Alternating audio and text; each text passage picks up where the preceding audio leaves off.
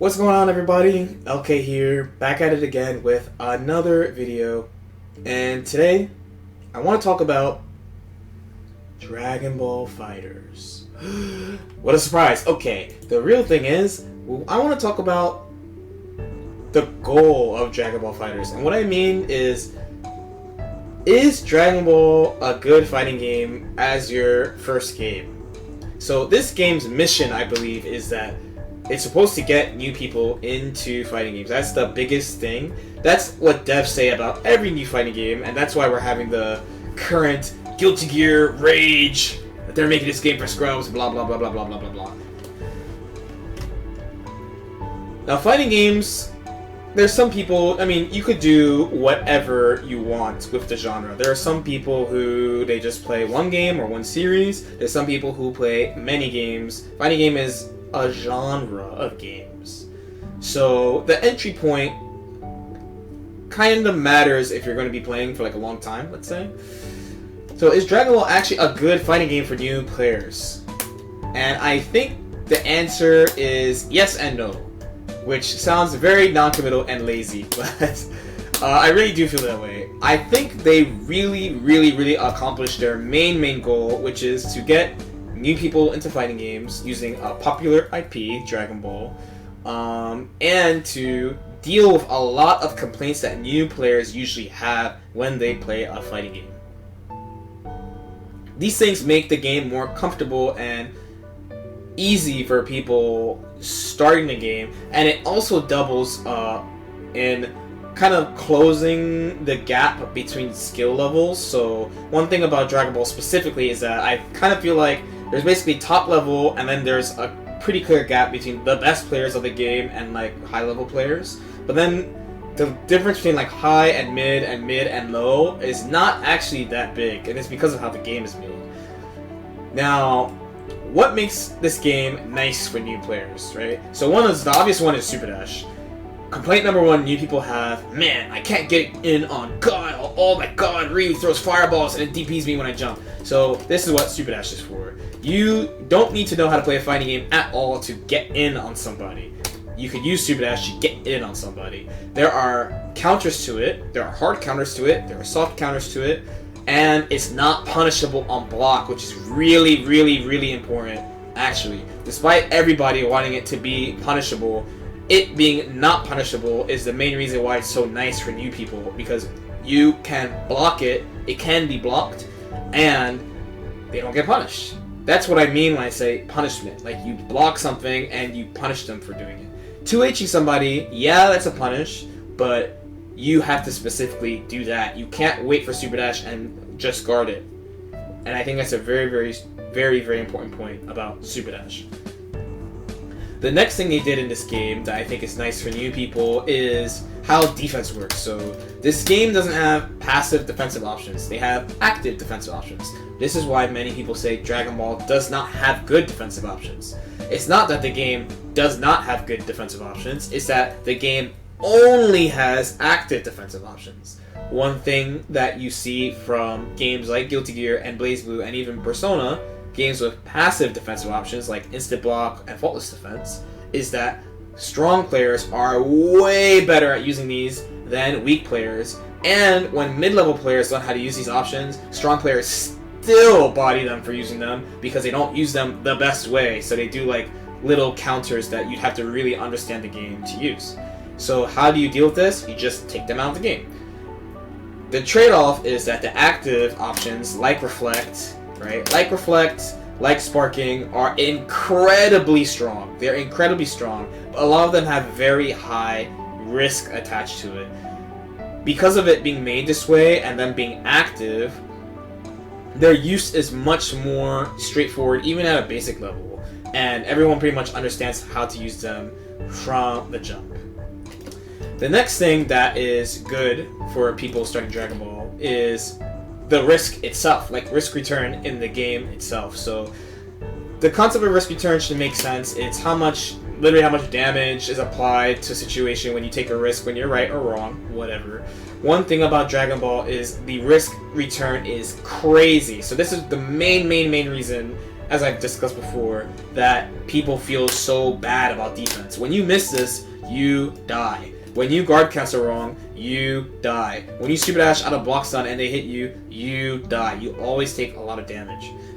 So when you take the damage part about risky turn, plus there being only active defensive options, it makes the game easier for new people because it doesn't matter what your skill level is. If you whiff this, a person, because everyone starts new fighting games with learning combos, right? Someone will combo you and do a lot of damage to you.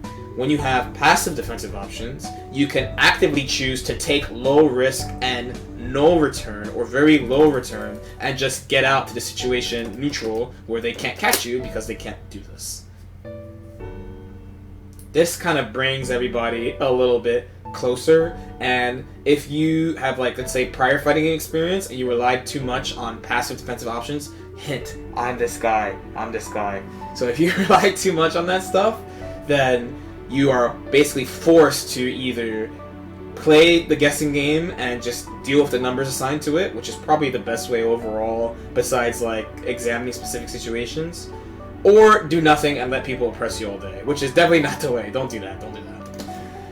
The next thing would be, of course, knockdown. So another thing that people really complain about is that they get knocked down. They're playing against Cammy, they're playing against Ibuki, they're playing against Devora, they're playing against Milia, and they get mixed to death after they get knocked down. So this game really, really protects you from that. Despite sliding knockdown being really strong, right?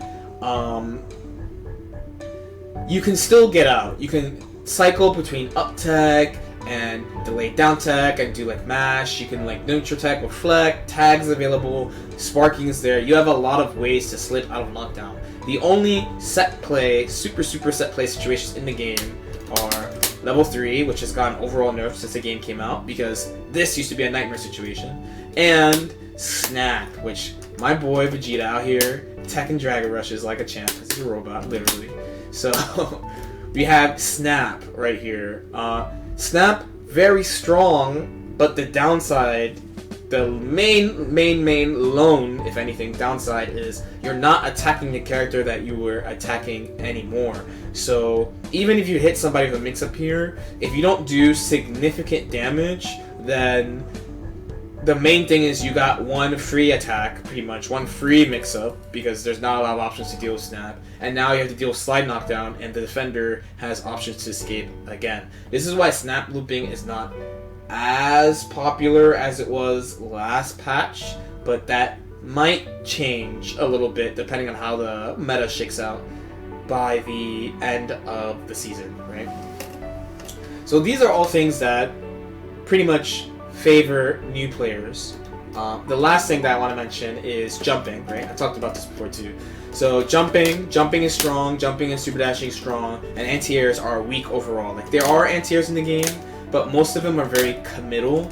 So in a, let's say, a more traditional fighting game, people have pretty clear anti-air options, and they're usually pretty strong. But in this game, overall, they're either weak or committal. It's very rare to have just a strong outright anti-air tool. This is one of the reasons why King Gohan is so good, because this anti-air is very good. It just comes up to you, you have to block it, he drags you to the ground, he mixes you up. It's very good. All these things are like positive for new people. It makes them feel more comfortable. It makes things more straightforward and easier to learn. Like some nuances around, like, let's say passive defense can take years to actually get to a point where we're like, oh, this means this. It's not obvious, the game doesn't tell you, and you might not meet somebody who will tell you, right? So having a game be like this, most things are, if not obvious, at least straightforward, and you'll figure it out through playing. There's also more people who play, so there's a lot more discussion in between players about how things work, etc. But there are also downsides to the game being this way. This is why I think it's good and bad. Like, for example, anti-airs being weak in the game, I think, is a bad thing, because, of course, it depends on how they make future fighting games, but when anti-airs are weak and jumping is strong, it will make your neutral overall weaker as a player. Like, you can have strong neutral in this game, but you wouldn't have strong neutral in other games. the main culprit would be this, my hated enemy, the super jump float. I really hate this mechanic. I hate floating. Okay, so the main reason why floating is so strong is because between there not being a lot of anti-airs for characters and there not being a lot of anti-air assists, it's very hard to catch people who do it if you don't have tools specifically to beat that. So the game encourages you to jump. But if you play another game where you can't do that kind of stuff or the anti-air tools are stronger, you're going to go back to just the stronger players being like, oh, he jumped, I'm going to do this. Boom. Right? They're going to be very quick about it. Same with defense. So because the risk return is so heavy in this game, people are willing to do crazy bets. I've had, in tournament matches, I've had people do stuff like this. This move is safe, right? You can't punish this move. But you want to take your turn because it's -5. So why not do this? Someone has actually done this to me in a serious match in a tournament. That has happened. And I blocked it and I was like, you really did that. You really did that. In other fighting games, you might not have to take such extreme risks because the game gives you more ways to defend than just a straightforward, like, use this, it's mad risky, but if it works, you kill them, right? A reminder that this is the main reason, the defense part is the main reason people still say defense is not good enough, or is bad, or the game is too oppressive, stuff like that. Because the risks assigned with the assigned defensive tools that you have to use actively, so generally outside of block stun, the risk is so high. It is so high. I actually think overall Super Dash is a pretty good mechanic. Overall. I know that might shock some people, but overall it is a good tool. Not just for new people, but for how this game works. Again, this goes back to, like, there's no other game that has this Super Dash, so if you go to another game, like, sometimes you're going to be full screen, and you're going to think, like, now's my chance, and the main thing you could do is just run up to them. So if you notice a pattern, pretty much, like, the things that I think are really good for new people are bad for new people to learn fighting games. Because there's a lot of things that are good in this game, like float, like Super Dash assists, that are all very strong in the context of this game, but either just straight up don't exist in other games at all, or like they're just significantly weaker or worse or something. So take even, let's step back and talk about defense, right? If you play another game coming from this game, you're always gonna think like, man, what can I do? Like, what can I do? This game wants you to do stuff. There are other games where sometimes on defense, the best thing to do is literally nothing, or just push them out or something. But this game encourages you to, oh, where do I reflect? Where can I mash? What can I punish? Can I vanish? Can I do something? So on the plus side, you have a lot of things that help new players. There is a lot of, like, guessing games, so you get to, like, train, like, your reads and stuff really well in this game. And the game, like, there's not that much extreme punishment in this game. So what I mean by extreme punishment, right, is despite the risk return, like, you could take, like, 50% from a combo, you don't feel too bad about it, because when you get slide knocked down, you can up tag, neutral tag, delay down, etc. You don't get knocked down and just set play to death. Like, by default, right? You don't get knocked down and set play to death, unless it's like Piccolo or something like that, or you got Spirit Bombed or something like that.